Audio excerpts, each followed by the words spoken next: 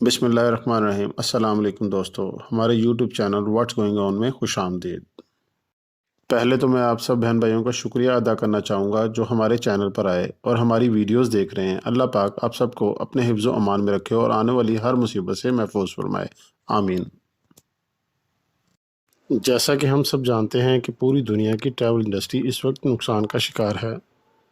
पूरी दुनिया में लॉकडाउन ही लॉकडाउन है। इस तरह पाकिस्तान में भी एयरलाइंस ने अपना ऑपरेशन बंद किया हुआ है। ट्रैवल एजेंट्स बुरी तरह से मुतासिर हैं और एयरलाइन और अयाटा के चुंगल में फंसे हुए हैं।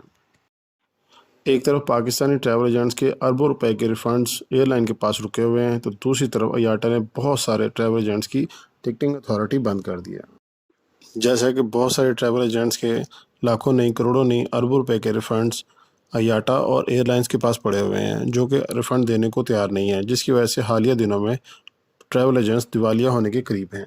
अब देखते हैं government of Pakistan travel agents के साथ क्या सलूक करती है, अयाटा क्या सलूक करती है।